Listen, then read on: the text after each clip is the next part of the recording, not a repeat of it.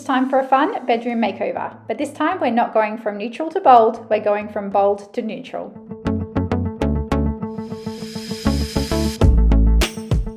Before you can get started on the fun part of a room makeover, you need to get the boring bit out of the way first. You need to get the room back to bare bones and do any repair work that's necessary.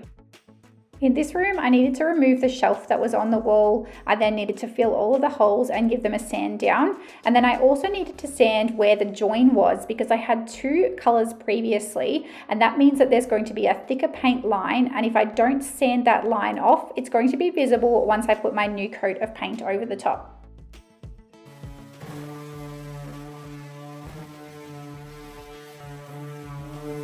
Kids change their mind all the time. But thankfully, I love doing room makeovers, and so when my daughter decided that she hated pink and she was not a pink girl anymore, it was time to give this room a makeover. But this time I'm going to be a little bit smarter because last time I let her pick the colors didn't go overly well together and they were very bright and bold colors, which is going to make it a little bit harder to paint over. Now it's time to get cracking on this bedroom makeover. Come with me as we transform this space into a modern, neutral and nature-inspired bedroom for a little girl. So the first thing that I need to do, because as I explained earlier, it is a very bright color, is we're going to have to put a stain blocking primer on to try and neutralize the color a little bit before we paint the light color over the top. So I'm going to be painting all of the walls cream, but as I said, I'm going to put the white primer on first and then I'm going to paint the walls after that. So the next thing I'm going to be doing is sanding off the excess filler, and then once I've sanded off the excess filler, we're going to get to priming.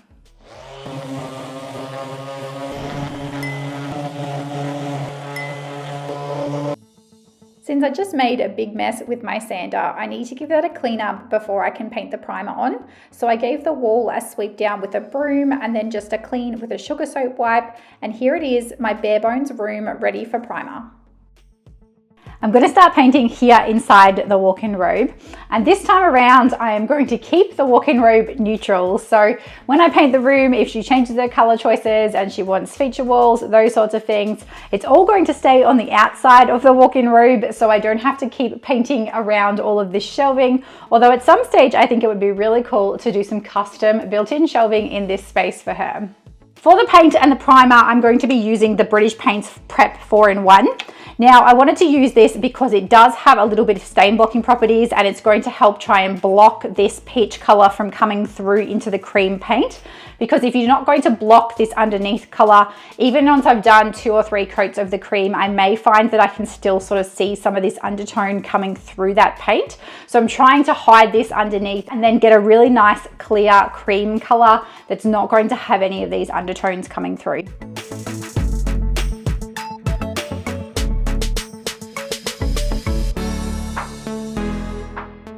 You want to make sure that you give your can of paint a really good stir, especially if you've just picked this can of paint up off the shelf and it hasn't been tinted. If it's tinted, usually the hardware store will shake it and mix up all of the components in the paint. But if you picked up the paint straight off the shelf, you really need to make sure it's got a thorough stir so all of the components are mixed up. I've seen a lot of change, been through a lot of pain. Some things are not the same as they were a year ago, but all will be okay. I move on each and every day. The past is where it stays, way back a year ago. I've changed for the better this time. I thought I would never be fine. I strive just to say I'm alright, and for the first time in a long time I'm alright. I've seen a lot of change, been through a lot of pain. Some things are not the same as they were a year ago, but all will be okay. I move on each and every day. The past is where it stays, way back a year ago.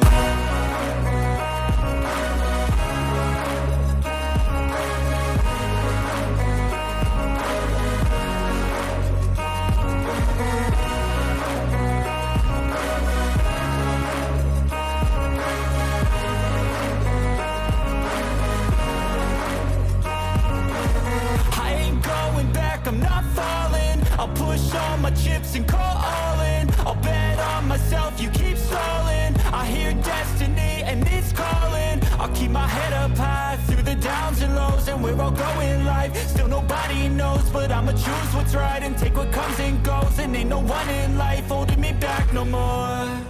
I've seen a lot of change, been through a lot of pain. Some things are not the same as they were a year ago, but all will be okay. I move on each and every day. The past is where it stays, way back a year ago.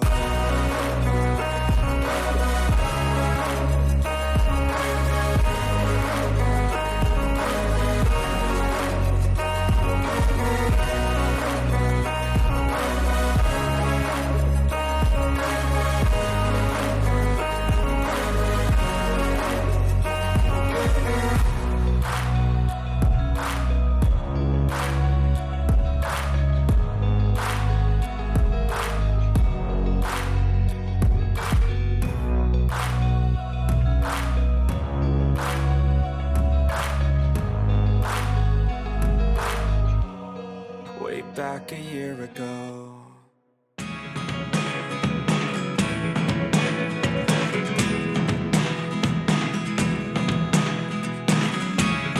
never really know what's going on. Look at me sometimes like all you want to do is run. Hear me out, hear me out. It's all the things you never show. There are the things I want to know. Secrets start in your heart so slow. But if you don't wanna tell me now, I guess I'll never know. Losing almost all my energy. It's getting hard to talk to you, and I'm the only one who speaks. It's all the things you never show. There are the things I want to know. Secrets start in your heart so slow. But if you don't wanna tell me now, I guess I'll never know. Here we go, turning all the wrongs into rights. Here we go, you can take me there tonight. Whoa,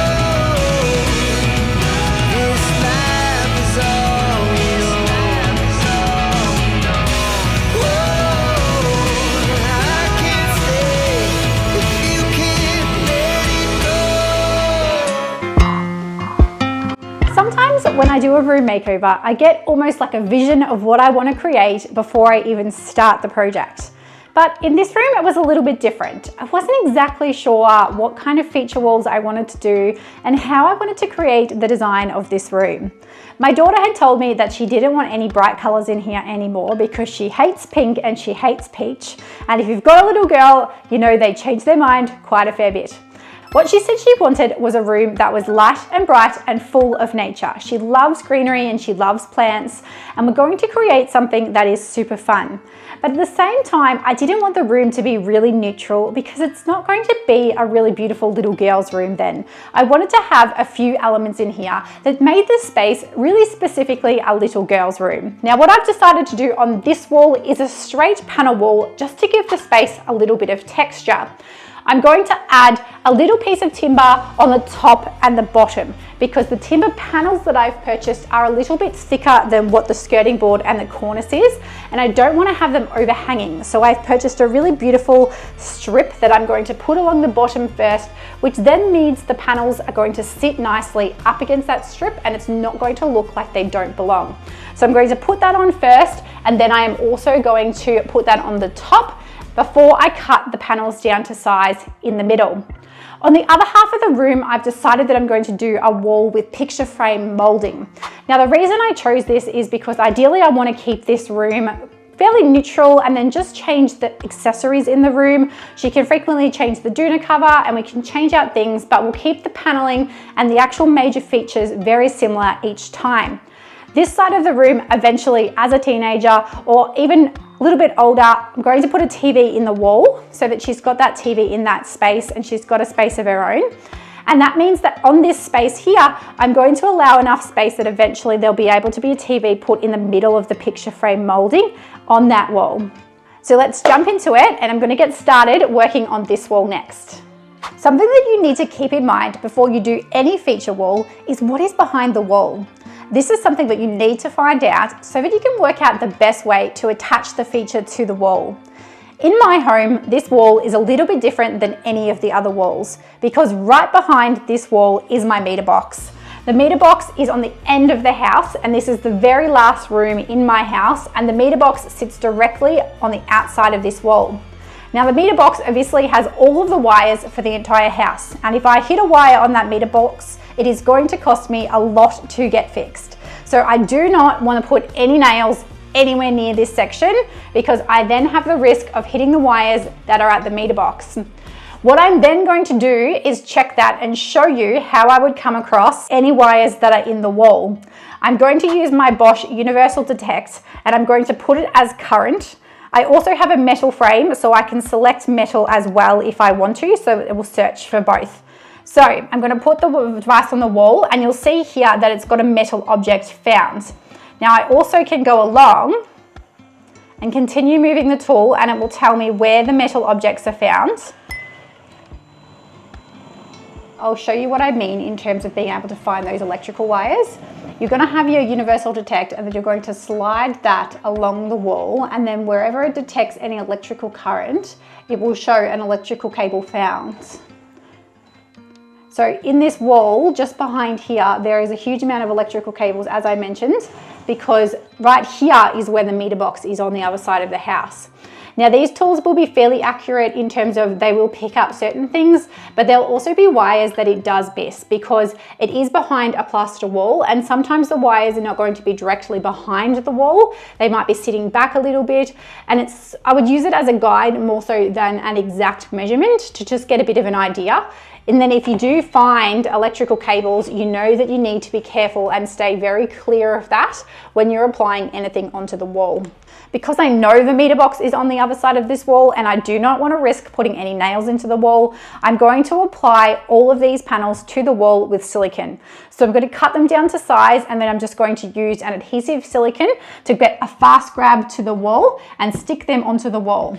Now, I'm probably going to have a lot of people say, don't apply anything with silicone because you're never going to be able to get it off. And yes, that is the fact. You know, if I apply this with silicone and I put wood on this wall with silicone, if I try and take it off, I am going to rip the plaster off. It's going to happen.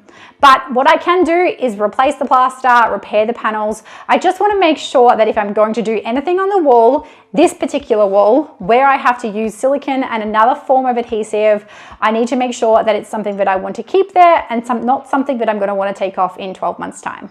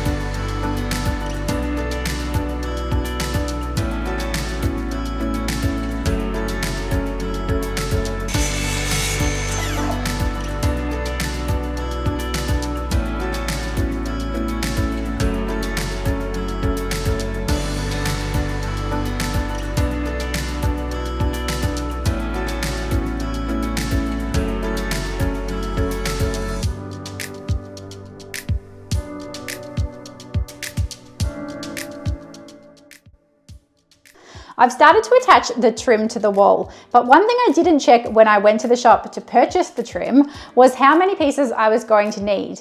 I thought that if I had 2 long lengths, I would then just be able to cut the 3rd piece to get the 2 pieces for the other side. But these lengths are 2.4, and the actual component of the wall that I need the extra bit for is 2.38. So unfortunately, I can't cut that in half and get 2 lengths out of that. So I'm gonna need to run back to the store to get an extra length of this timber trim before I can put the panels in. So I'll go and get that, but I also measured out the spacing just to make sure that I was going to have enough panels. You want to measure out and get all of your spacing correct for the panels, and then you want to double check it before you actually go ahead and do any of the attachments to the wall, or see if you need to buy any more, because I'm going back to the shop. I don't want to have to go back again if I don't have enough of these panels.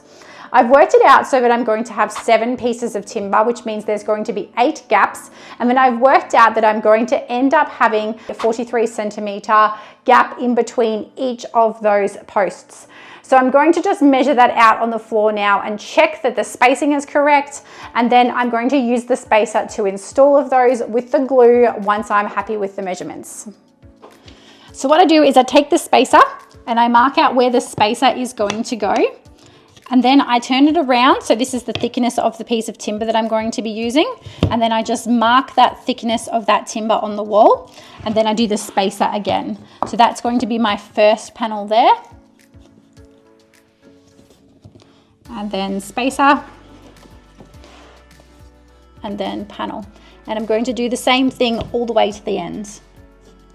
The other thing I need to make sure that I took into account when I was working out my spacing was this PowerPoint. So when I worked out how many panels I was going to have, I worked it out on the basis that I would need to make sure that nothing was going to end up in the row of the PowerPoint, because it would look a lot worse if I then had to cut my panel for the top and bottom of the PowerPoint.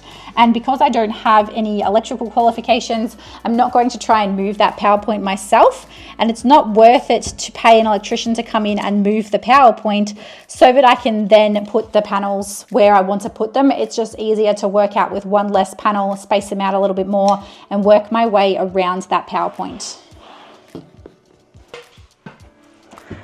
So I've been and bought another piece so that I can fill in this gap. So I'm just going to check my measurements and make sure they're correct. I don't want to have to go and get a 3rd piece because I cut the measurements wrong.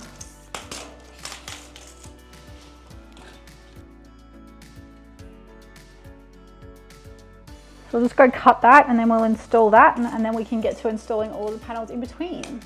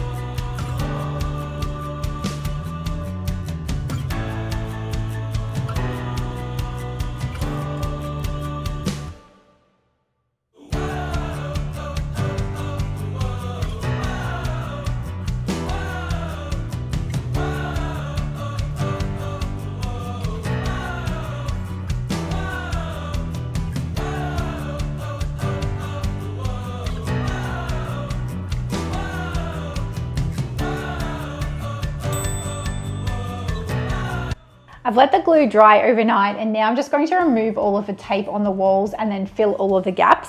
Unfortunately, this piece here, which is pretty much the center of the bed head, is a little bit bowed, and so it hasn't glued very well to the wall, and I would ordinarily just put a nail in here to hold that in place, but unfortunately I cannot put any nails in here. As I mentioned earlier, my meter box is right on the other side of this wall, so what I'm going to need to do is just fill all of those holes with the No More Gaps, which is just going to be a fairly thick bead of the silicone or the No More Gaps along there, and that will then cover that hole where it has bowed out a little bit.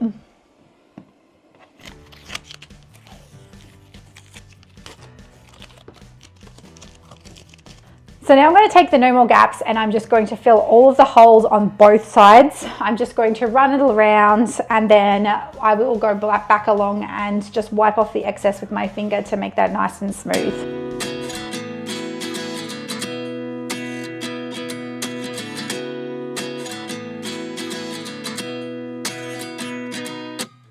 At 29 and I find myself wondering what did happen to the last 10.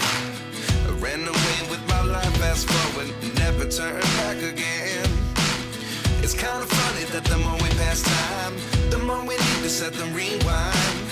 And 19 was the year I had to leave you, but now I'm seeing all the signs. Is this really happening? I can't believe it's true. I'm just as surprised as you. Is this really happening? I can't be too sure, but one day I'll be yours again.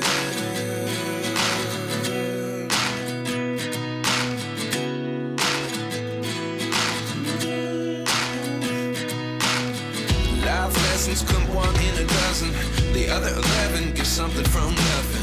I sit here looking for an answer. Maybe the biggest question was in the last chapter.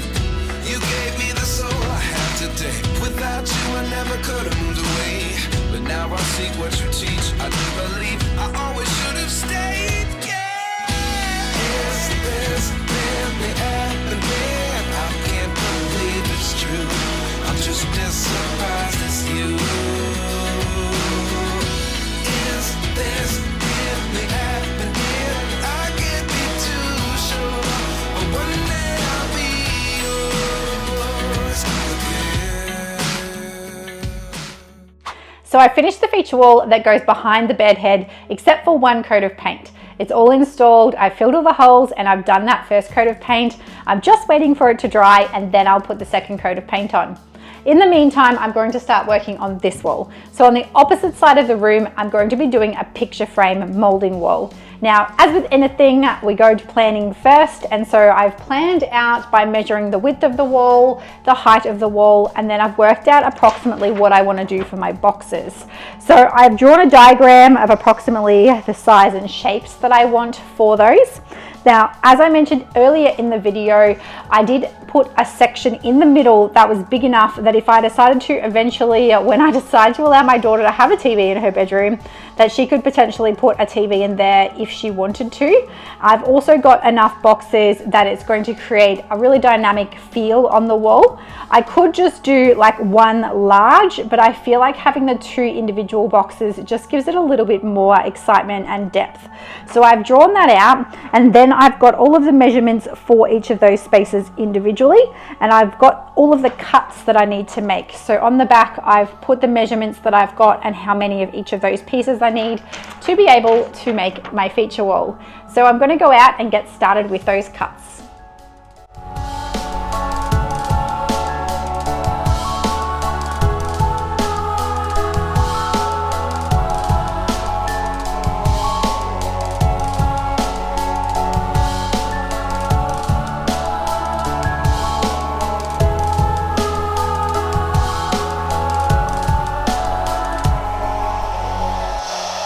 So while I was busy painting the first part of the wall, I actually had a delivery truck come and deliver me my bench for my miter saw, which was absolutely perfect timing because we're about to get the miter saw out and get all the cuts done for the second wall. I'm not sure if you saw in my previous video, I talked about how I've got a new Bosch professional miter saw and I'm super excited about it, but it's actually a little bit too long for my workbench. And so I needed to get a specific bench to be able to put my miter saw on it and be able to use it at a better height than having to use it on the floor all the time. So now that I've got my bench, I can set that up and we can get cracking with those cuts.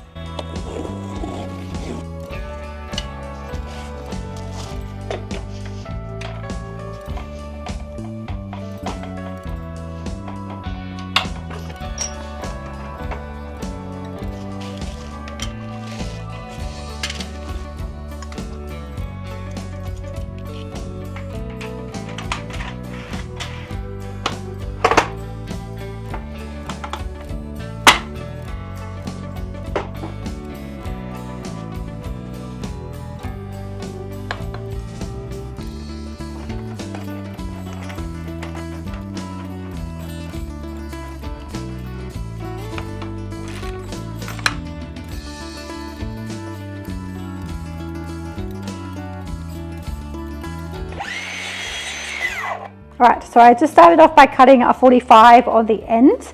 The 45 then enables me to create that frame. So that then gives me that end point to create my measurement from. So I need to create the 45 before I can get the measurements, because the measurement needs to go from the longest edge of this 45 to the longest edge of the other 45. So it's 1665.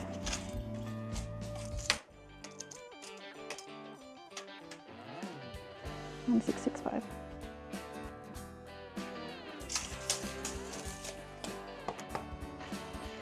So now it's going to go on the opposite 45. And I'm going to cut it so that the edge of the 45 is at 1665, which is that measurement that I've just created.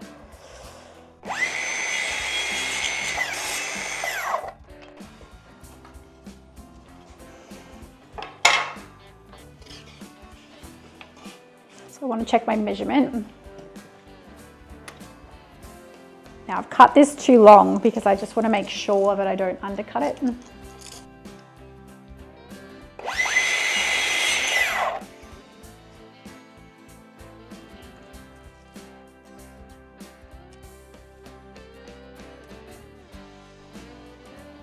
Perfect. So I need to get 4 of those. So I've got my little measurement chart over here. So I've got 1665. So what I'm going to do is just leave my extra pieces down here. And I'm going to cut 3 more of that length.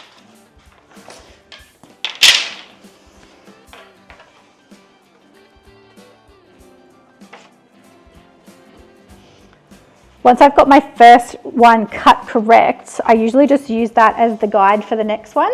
So I just line it up and then draw the line on each end.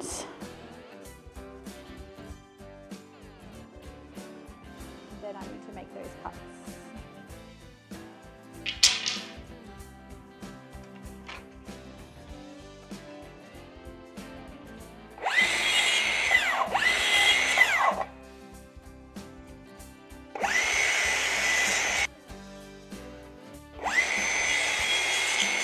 And if we can see there, it is perfect at 1665.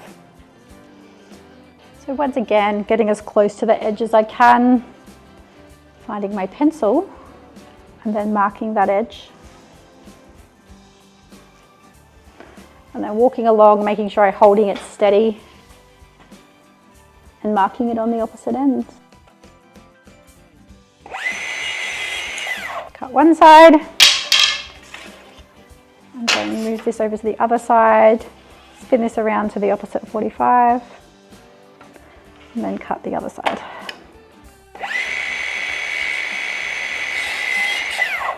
Okay, so I've got the 4 of those. Now I need to see whether these lengths that I've got are going to be long enough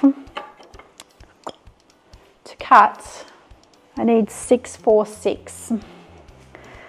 And unfortunately,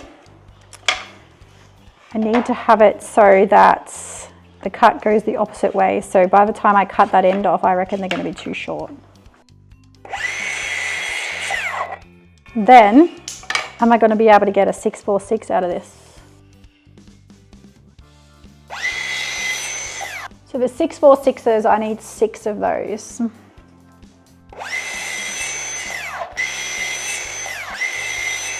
Perfect. All right, 646, so I need 2 more of those. So I'm just going to measure this out on this one.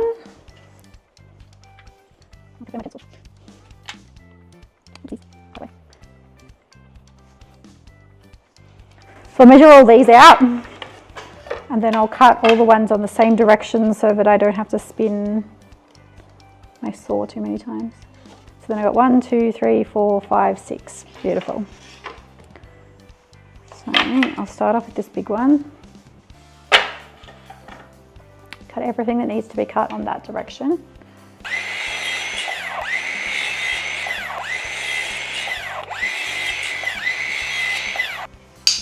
Okay, now we turn it around.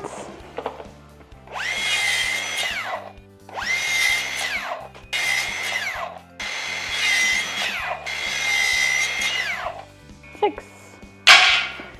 Okie dokie. So we've got 4 of those and 6 of those. Then we need to move on to the next measurement.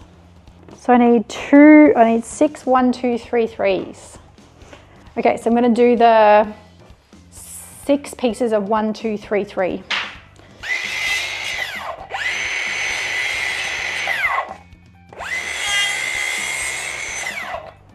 Yep, that's pretty good.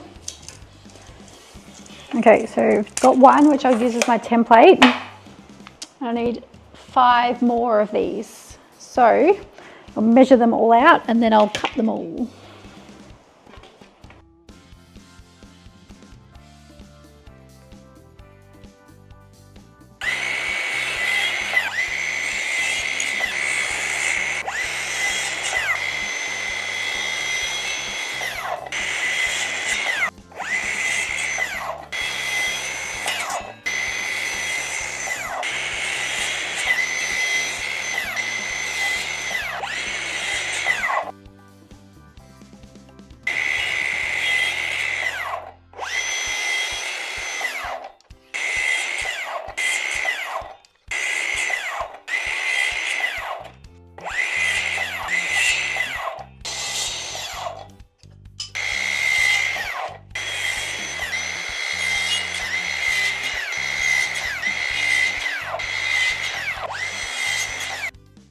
Now it's time to install this picture frame wall, so I'm just going to let you watch the process of the installation. To attach the panels on this wall, I used a combination of the liquid nails, glue and my nail gun.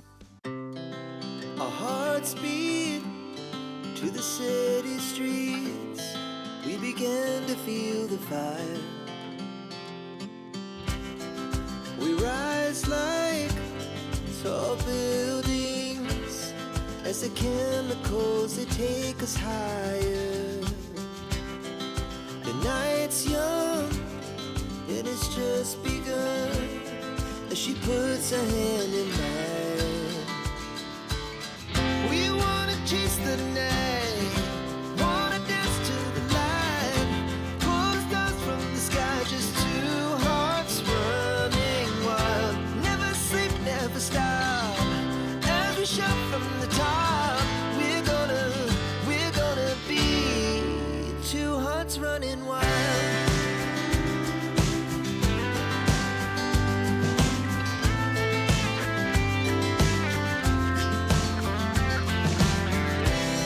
Now the morning is the afternoon. We lay awake in bed. The laughs so loud as the hours pass. We're gonna do it all again.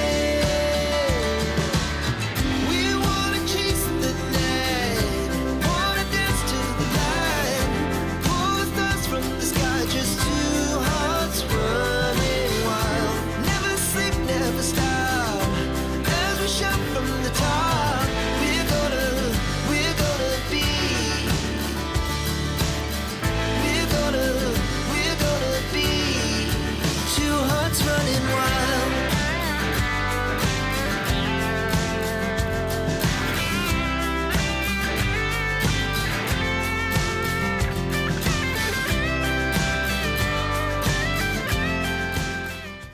super excited because today's the day that I'm going to be finishing off Keely's bedroom. I have a few things to do before I can actually get to the styling part, which is my favorite part because I love seeing how it all comes together. I just need to paint one more coat on this wall and then 2 coats on the picture frame wall. But while they are drying, I can still get to work with some of the other components, like fitting back in everything into the walk-in robe, adding the sheer curtains that I'm going to be adding to the window. It doesn't actually need anything else in here. I do already have a blind, but adding the sheers I love to do because it creates a little bit more atmosphere. But I really do enjoy seeing how it all comes together.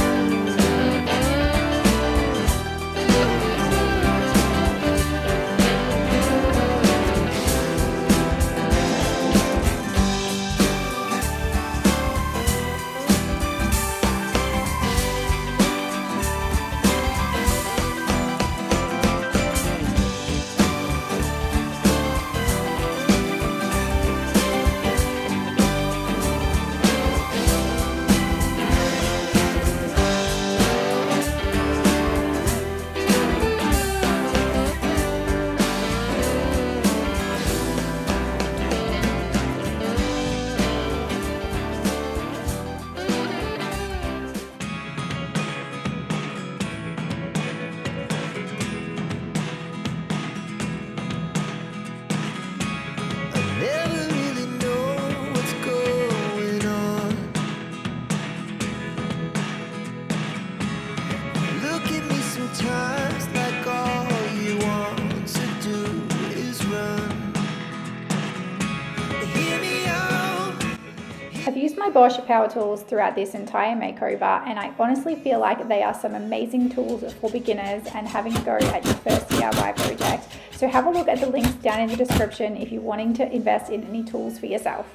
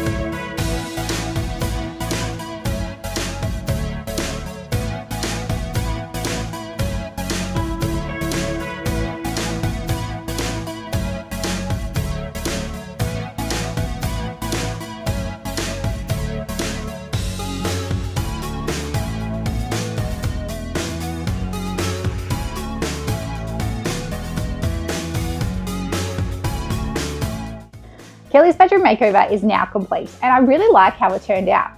I actually went against what I was originally planning on doing, and I didn't end up putting a canopy over the bed at all. I was sure that I was going to do that and that I was going to need that in order to make this room feel a little bit more little girly. But as I started putting it all together and I put the texture panels on the walls, I put the picture up, I then sort of started thinking if I add the canopy to the bed, it really might be a little bit too much. And I didn't want it to be too busy and too cluttered, too chaotic, because sometimes when you're using styling, that just makes it look really cheap when you've got too much going on. So I really didn't want to clutter the space too much. And Keely really loves the room as it is. She thinks it's perfect. So I don't think we need to add the canopy over the bed, although it's something that we might look into in the future if we decide that we do want to still continue adding that in. I hope you enjoyed this room makeover and watching me transform my daughter's bedroom. She is ecstatic about it. I love it, and I hope you do too. If you loved this makeover, I am sure you're going to love my office makeover as well. I create a picture frame wall similar to what I did in Keely's bedroom, but I also build an entire wall of built-in bookcases with stunning arch details. So click the link on the screen now to check out that video too.